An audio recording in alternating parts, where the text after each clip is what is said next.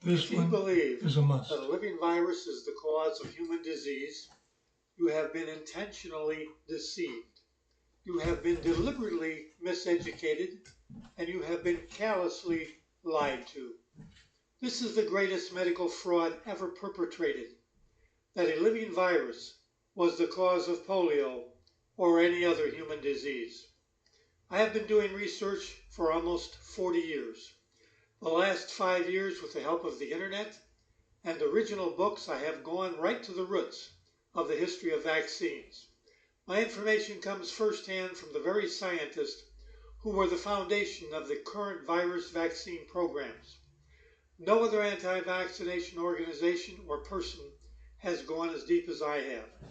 With this information, we won't rock the vaccination boat, we will sink it, hopefully with a few virologists in it.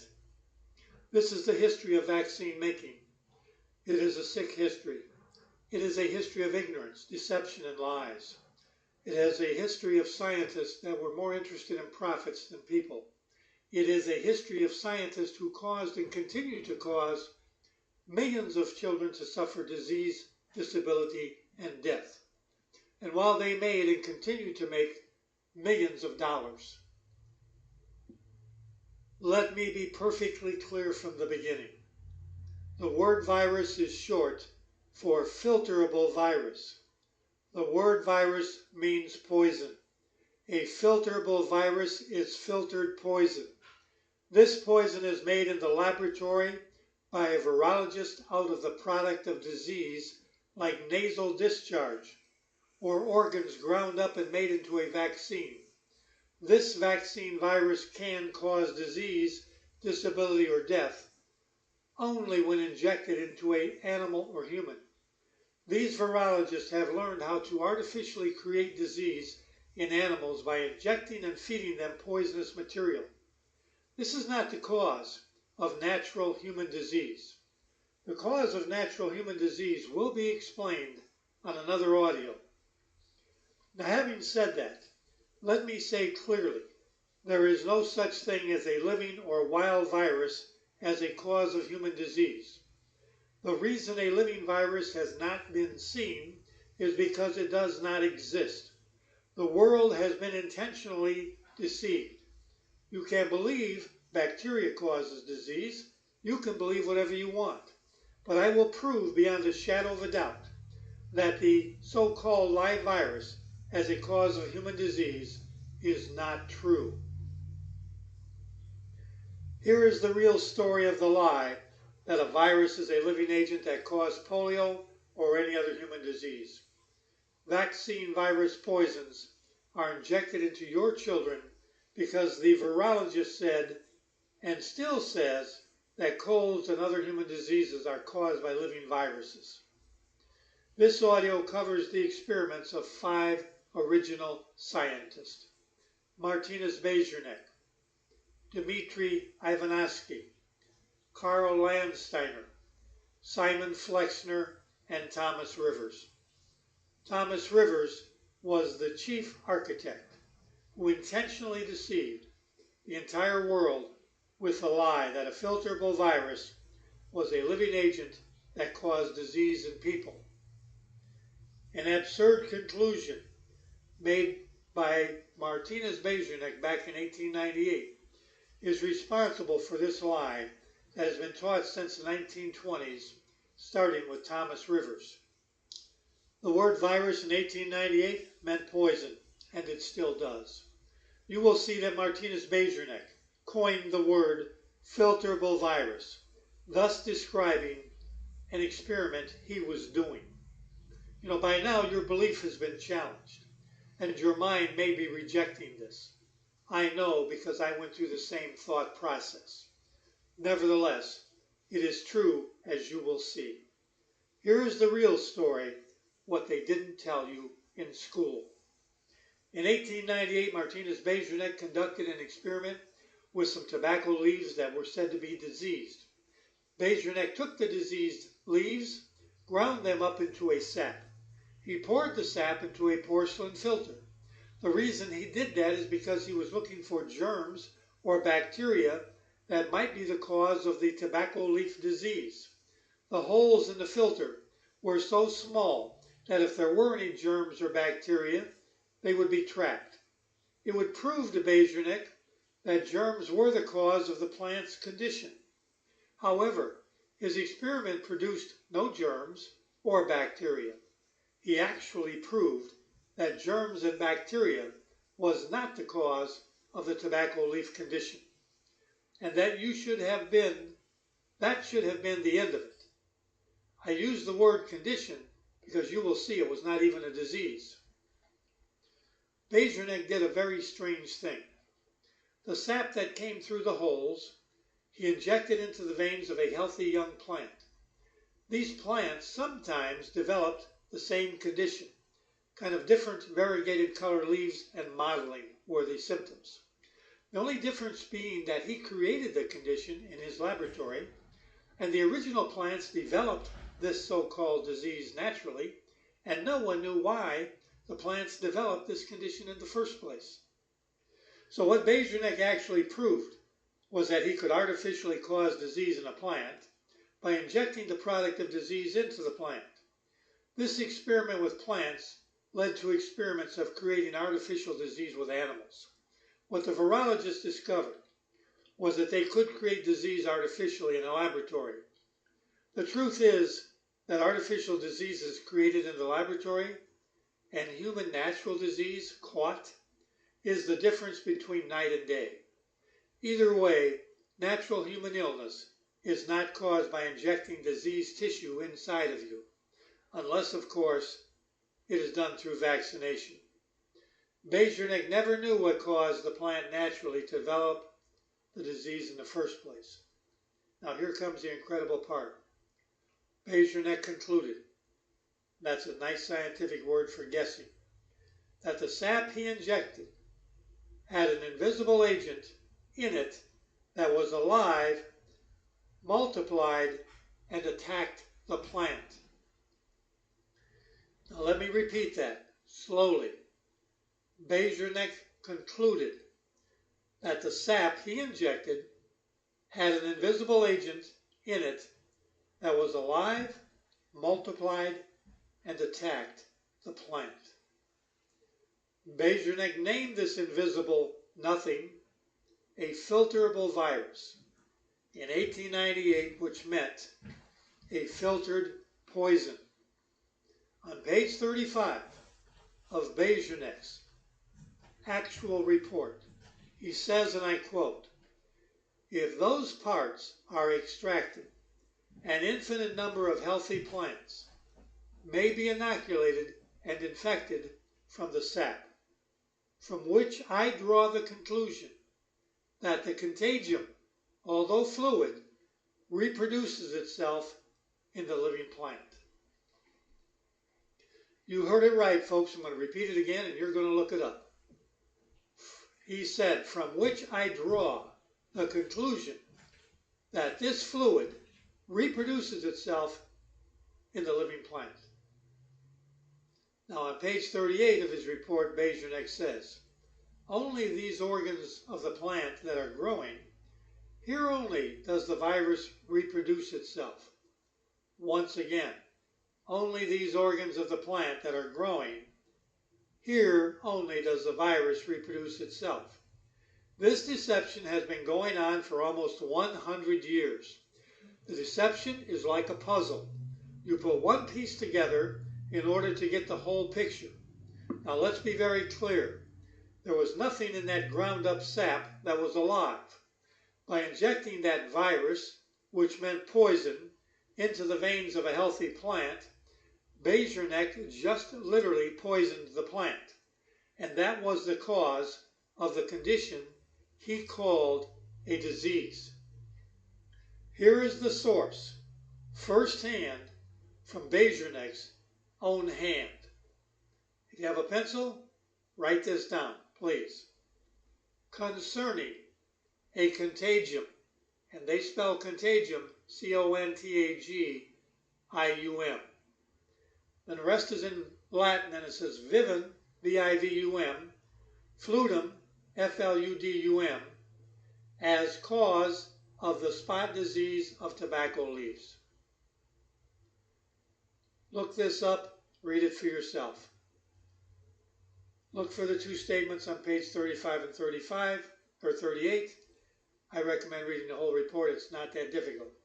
But read where he says the sap was alive and attacked the plant. Bejernet's experiment, as you will see, laid the groundwork for this deception by Thomas Rivers.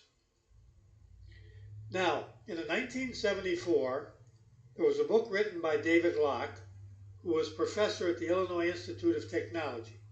The book was called Viruses, the Smallest Enemy. Now, Locke quotes Bejernik as saying on page 20, and I quote him, "It seems to me that the reproduction or growth of a dissolved particle is not absolutely unthinkable, but it is very hard to accept, and the idea of a self-supporting molecule seems to me abstract, if not positively unnatural." So you see, even Bejernik had his doubts. So let's go back now and discover the real cause of the tobacco leaf so-called disease.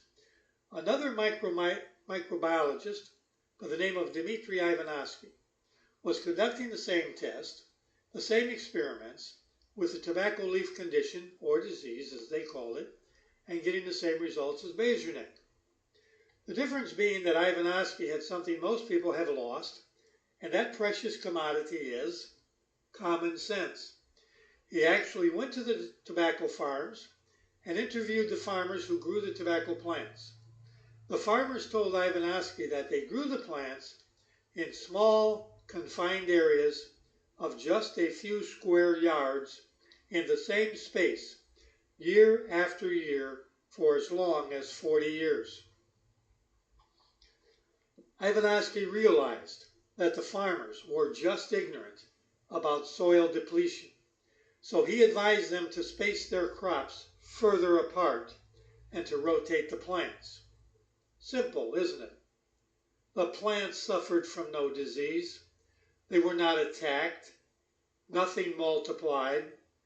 The symptoms, the condition, was caused by soil depletion, mineral deficiency, from overuse.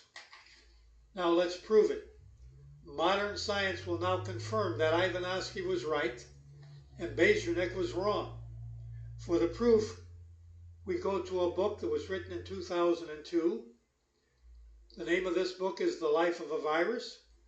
It was written by Angela Krieger, an associate professor in the Department of History at Princeton University. On page 32, she says, a scientist by the name of A.F. Woods of the United States Department of Agriculture challenged the infectious etiology of tobacco leaf disease, contending that Bejernik's contagious fluid consisted of accumulated oxidase and peroxidase, which cause mottling of the leaves by enzymatically destroying chlorophyll. That's what they didn't tell you in the school books. Chlorophyll to a leaf is like blood to a human. If you inject poison into a plant, animal, or man, it will create disease or malfunction of the system, or possibly even death. Professor Krieger then follows up and says, in 1905, F.W. Hunger accounted for the mosaic disease through a toxic ferment produced through poor growth conditions and nutrition. And again, there you have it. Ivanovsky was right.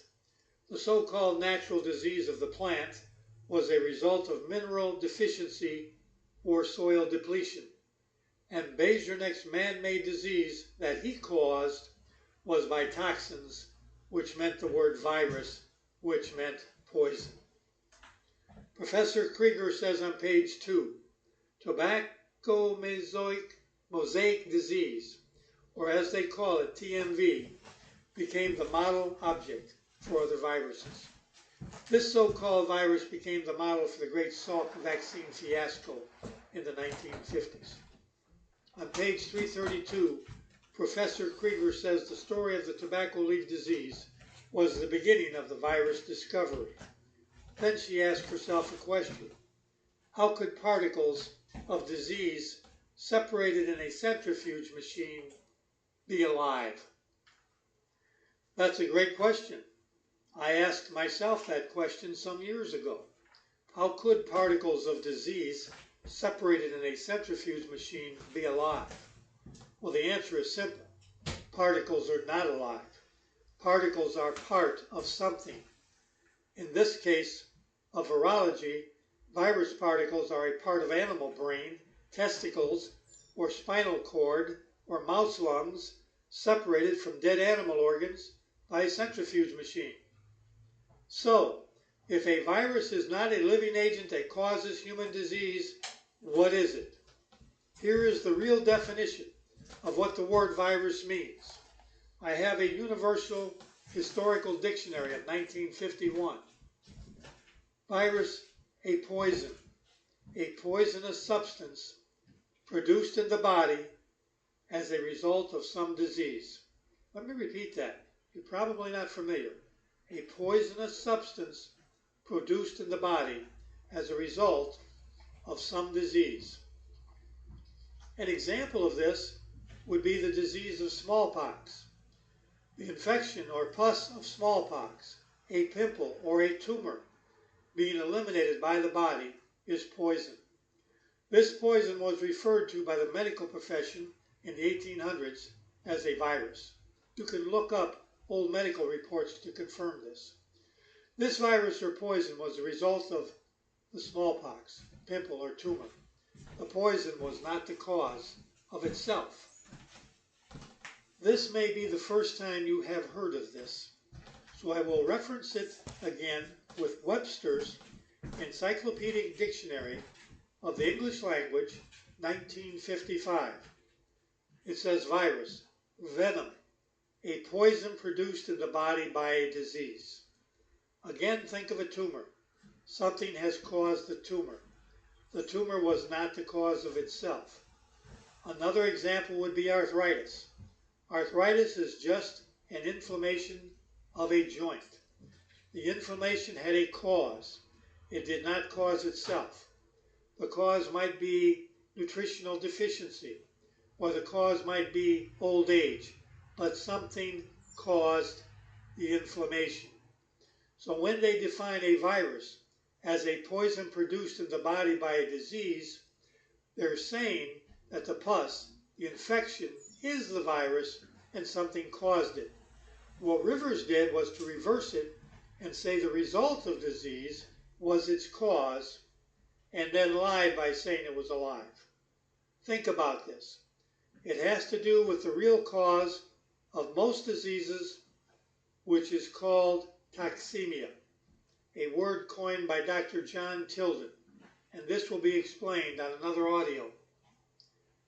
Here is a scientific definition of the term filtered viruses as provided by Mrs. Krieger's Book of Life of a Virus. Infectious agents that passed through bacterial retaining filters. Now, the only way these filtered infectious agents can be infectious or cause infections is if they are injected into an animal or human, as they are only made in a laboratory by the virologist. Let me recap. The word virus means poison. Bezernek injected liquid sap from a plant that he suspected was made diseased by bacteria or germs into a healthy plant. The healthy plant developed sometimes the same condition. When he found no germs or bacteria, he then concluded that there was an invisible living agent that multiplied and attacked the plant while it was inside the plant. This he called a filterable virus, which meant filterable poison. Ivanowski, a modern scientist, proved that the condition of the leaves were caused by mineral deficiency or soil depletion.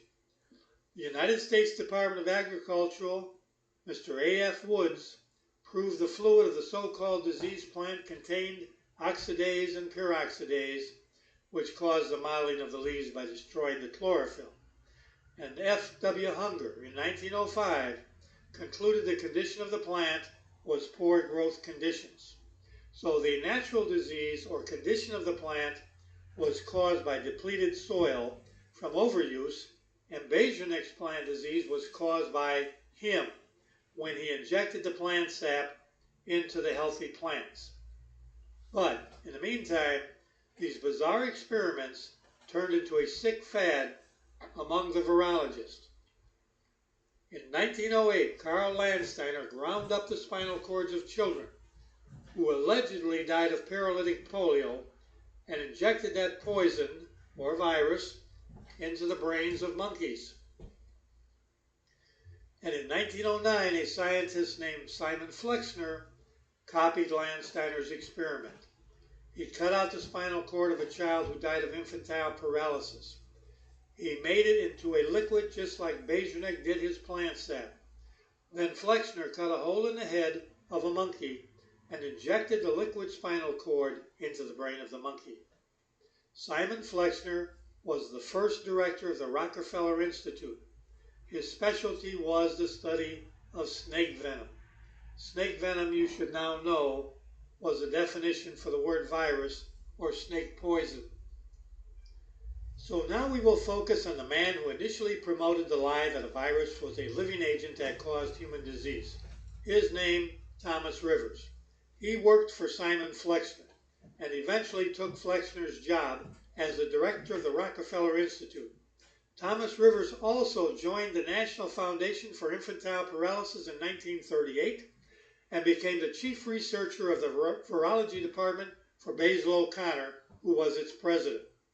Dr. Rivers coined the word virology in 1927. Rivers now miseducated the medical profession by saying that any product or infection of a disease contained a living virus that was the cause of human disease. His boss, Simon Flexner, is the man who is given credit for transmitting polio from man to monkey. What they didn't tell you was the method of his transmission, the grinding up of a human spinal cord and injecting it into the brain of a monkey. And no monkey or man ever got polio by having that done to them. So we have Bajornick injecting ground up poison leaves into the veins of healthy plants, and Flexner grinding up human spinal cords and injecting them into the brains of monkeys. This is morbid physiology at its best. So how did this filtered virus poison of plants and animals get to be accepted as the cause of human disease? It is so simple, it is hard to believe. Dr. Rivers and others just said it. They just repeated it over and over and over again. They said to all their lectures, to all their newspapers, a filtered virus is a living agent that causes human disease.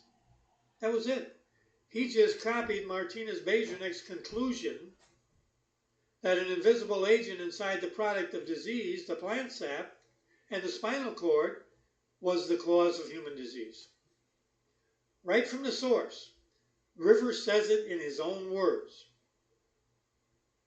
Quote, "We are here today for the purpose of taking thought concerning the knowledge of the so-called filterable virus and the diseases caused by them."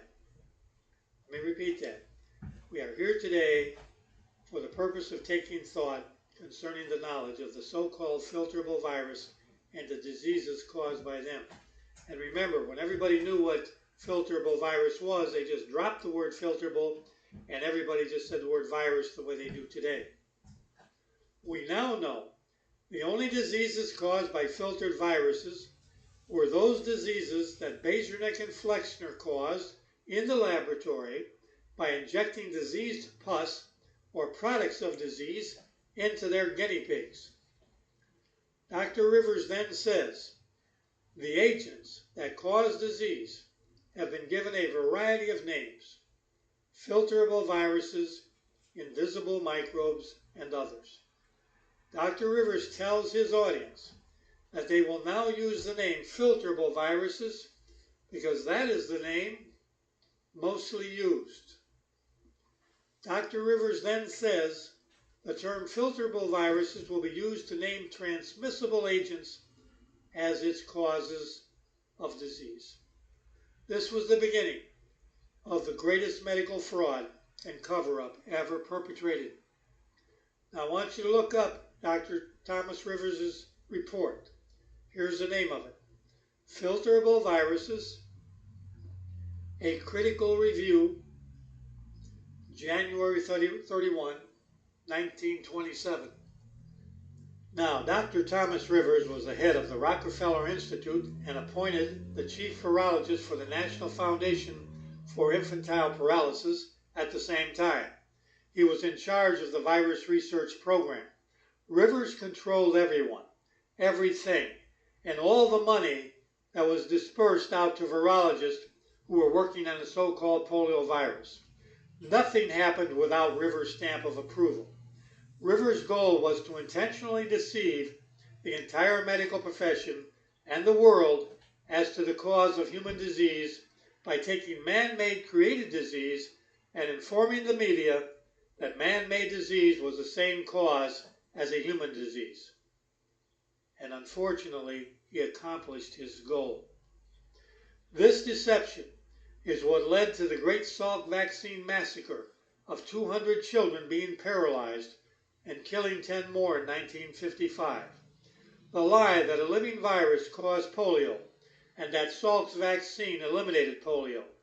The rest of this story will be quotes from a book by Thomas Rivers that he wrote in 1946 and quotes from original publications written by the National Foundation for Infantile Paralysis, which was also sponsored by Rivers and Basil O'Connor.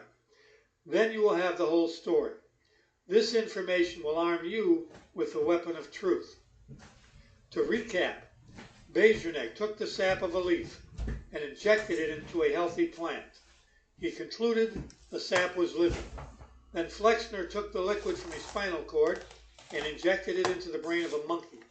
He is now promoted as the first person to transmit polio from a person to a monkey.